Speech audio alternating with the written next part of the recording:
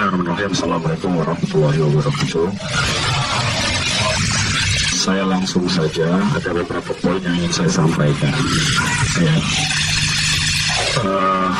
Kalau terkait dengan saudara Buniani yang akan dijadikan calon tersangka ya oleh pihak kepolisian, maka saya akan urutkan dulu ya.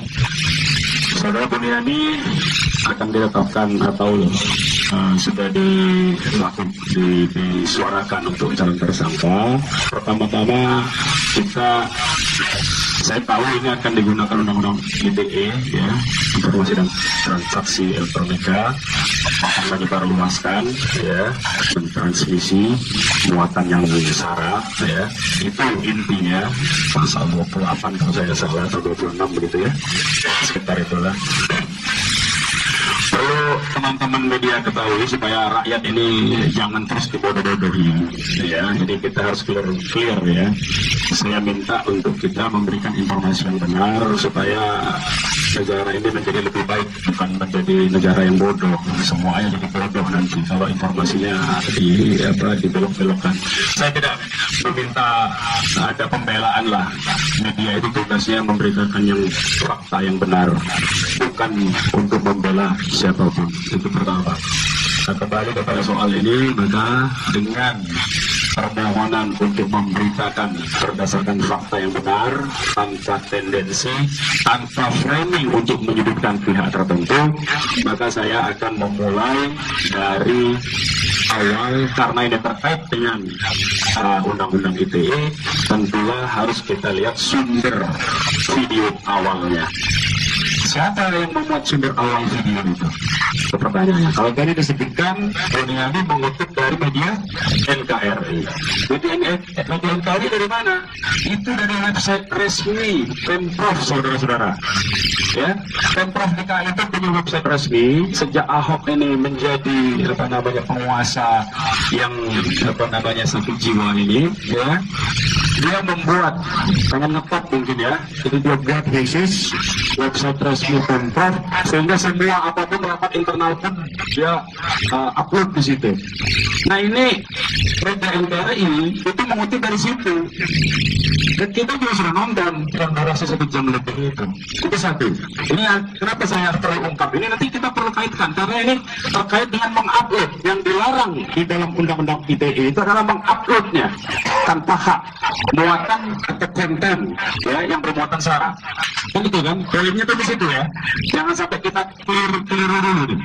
Ya, yang dilarang itu adalah tanpa hak mengupload, mentransmisi konten yang bermuatan sara. Itu dulu ya. Sekarang siapa yang pertama mengupload itu? Kalau itu dianggap saudara Buniani ini mengupload konten yang bermuatan sara, pertanyaannya siapa pertama kali yang mengupload itu? Pemprov. Jadikan Pemprov itu tersangka. Siapa penanggung jawabnya? Ya Ahok yang memerintahkan itu mengupload, bukan anak buahnya pada takut sekarang. Pegawai Pemprov itu semuanya ketakutan sekarang.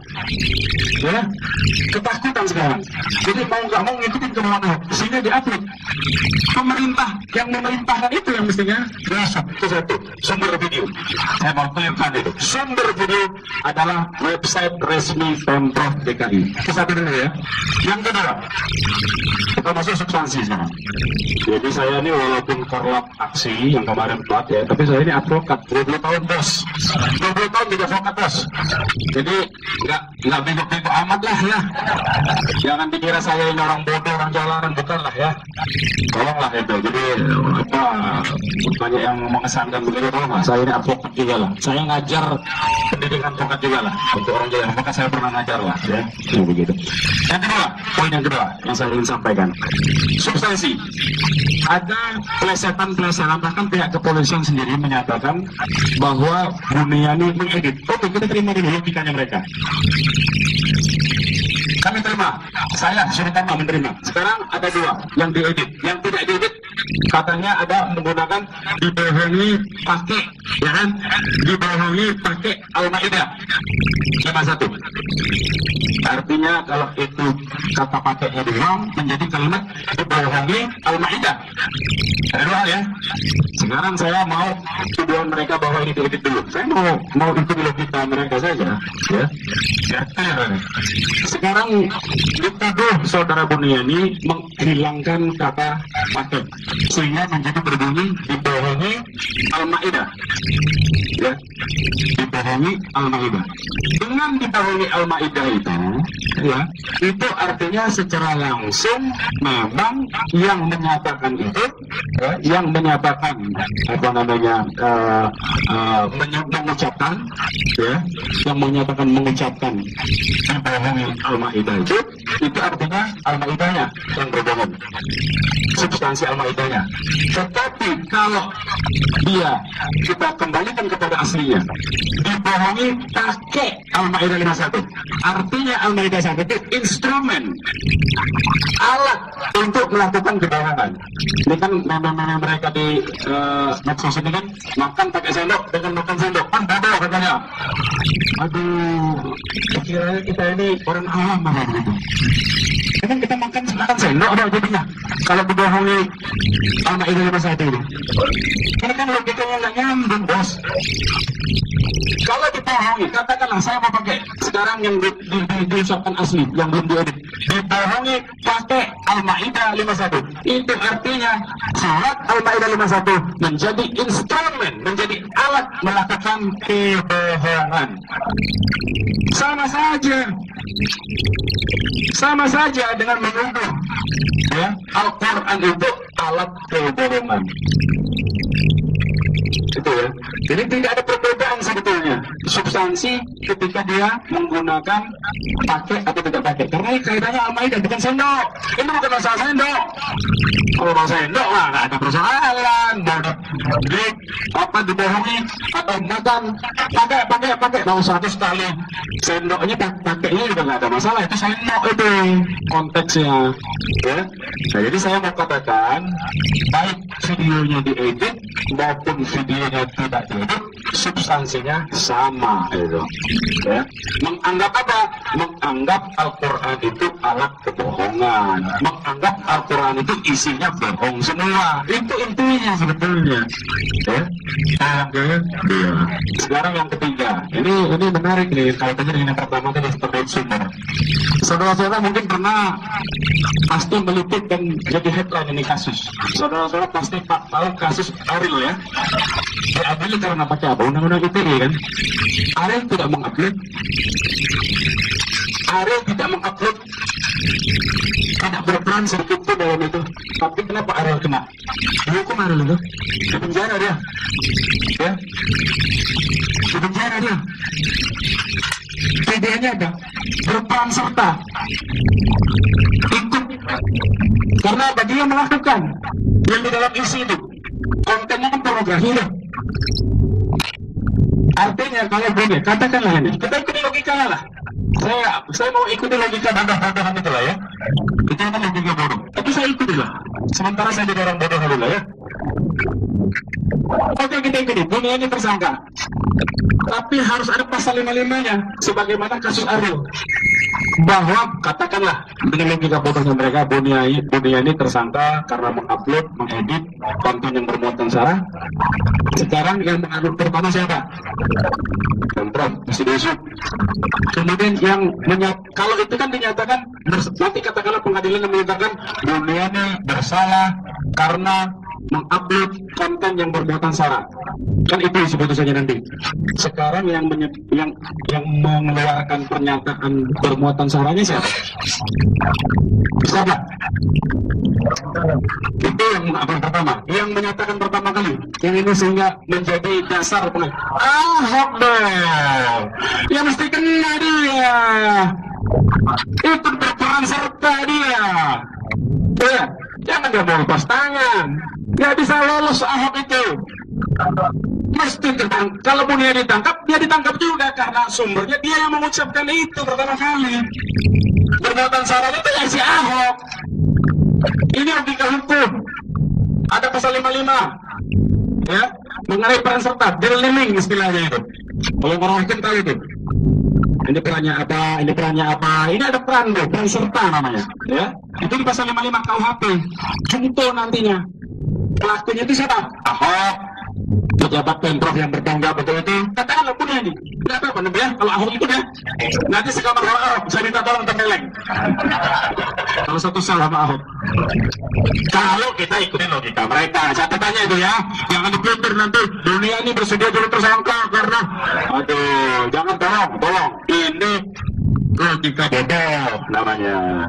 Kalau pakai logika bodoh yang mau diterapkan terhadap Buniani itu. Jadi saya tegaskan, itu pakai logika bodoh yang mau disasarkan kepada Buniani. Tapi kalau terjadi memang bodoh itu berarti yang melaksanakan itu, ya. Jangan dipelintir bahwa Bu Narman menyatakan memang Buniani bersalah nanti begini-begini. Wah, itu pelintiran namanya. Ya, itu pelintiran. Ini saya tegaskan. Nah, yang keempat saya mau nyatakan terus terang, saya sudah tahu informasi tentang ini bahwa saudara Buniani ini akan dijadikan kambing hitam dan pengalihan isu sejak awal. Bahkan sebelum demo 4 November kemarin, saya sudah punya informasi clearly. Saya nggak usah sebut sumbernya ya. Tapi sejak adanya video itu, memang saudara Buniani lah yang akan dijadikan tersangka. Memang untuk pengalihan isu, ya, seolah-olah ini kasusnya adalah uploadnya, bukan ucapan yang penistanya, bukan konten yang saranya itu, tapi uploadnya, urusan uploadnya. Ini apa urusannya kalau begini? Kalau mau ngalihin isu, orang gede saya kira kalau Buniani jadikan tersangka, jadikan mana aja tersangka, gede itu pasti banyak itu ya, pasti banyak. Karena apa? Karena kemarin bentrok ya, kalian kamu lihat saya korannya itu baru gede isunya, bisa beralih itu. Kalau Buniani sedang-sedang aja lah kira-kira ya, itu baru gede. Bilang aja begitu, kalau itu silakan ya, kalau mau mengalihkan isu sasar aja saya ya, sasar korlap yang kemarin menimbulkan kericuhan. Itu yang keempat. Yang kelima saya mau katakan terakhir ini ya, bahwa ini kalau dalam hukum hak asasi manusia ini universal nih, kita bicara hukum internasional. Jadi kita ini bukan orang kampungan, kita bicara hukum internasional. Ini yang disebut dengan negara ini sudah melakukan apa yang disebut dengan obstruction of justice, menghalang-halangi orang untuk mendapatkan keadilan. Ini yang terjadi sekarang. Seluruh institusi negara, seluruh perangkat hukum sudah digunakan ya untuk menghalangi orang mendapatkan keadilan. Ya. Kenapa? Karena negaranya sudah bertindak sebagai pelindung dari pelaku kejahatan. Apalagi ini terkait dengan acara katanya Presiden memerintahkan gelar perkara secara terbuka. Karena saya nggak tahu apa, memang kita masyarakat ini nggak tahu apa, bahwa gelar perkara yang disiapkan secara terbuka itu, ya, itu satu keanehan luar biasa. Saya sudah bilang tadi, mungkin Mas Adlin juga sudah pernah mengalami, karena pengacara ini pengacara semua nih. Pernah nggak Anda semua ada gelar perkara terbuka? Atau diajak polisi lah katakanlah. Nah, ada itu mekanisme internal bos. Itu pakat. Lo dunia lain tuh, hukum dari dunia lain tuh, hukum angka-angka. Kok ini tiba-tiba disuruh diliput TV? Ini artinya apa? Saya sudah punya informasi yang sangat kuat dari dalam. Ya, ini masih banyak polisi-polisi yang baik, ya, yang bukan jadi kaki tangan para pengembang, ya, bukan kaki tangan dari para pelaku kejahatan di Republik ini. Polisi-polisi baik itu menyatakan bahwa pertanyaan-pertanyaan yang diajukan kepada ahli dan saksi-saksi, ya, yang diambil dari Pulau Seribu, itu seluruhnya pertanyaan yang diarahkan untuk menyatakan jawabannya itu, ya ini nggak apa-apa, ini hanya ketidaksengajaan. Bahkan ada ahli agama yang bukan dari MUI, ya, yang diajukan oleh pelapor, itu diminta pendapatnya apakah fatwa MUI itu melanggar ketentuan hukum negaranya atau tidak. Ini kan aneh pertanyaannya. Jadi kalau kita bikin persentase dari perkara itu, nanti 80% adalah pendapat-pendapat ahli dan keterangan dari saksi-saksi fakta yang meringankan Ahok. Hanya 20% yang menyatakan Ahok itu bersalah. Karena apa? Karena polisi-polisi jahat Ya, saya sebut polisi-polisi jahat, saya tidak tuduh institusinya, tapi polisi-polisi jahat, oknum-oknum polisi jahat, itu memperbanyak keterangan dari saksi-saksi dan ahli-ahli yang berpendapat Ahok tidak bersalah. Sehingga dia berani menggelar perkara. Ini artinya obstruction of justice. Kalau ini dilakukan, maka ini arahnya adalah trial by the press. Artinya apa? Media akan meliput, disiarkan, kemudian masyarakat disuruh menilai. Dari penilaian yang dengan konstruksi yang sudah disiapkan, dengan strategi yang sudah disiapkan, ya, bahwa Ahok ini tidak bersalah, maka selesailah proses hukum ini.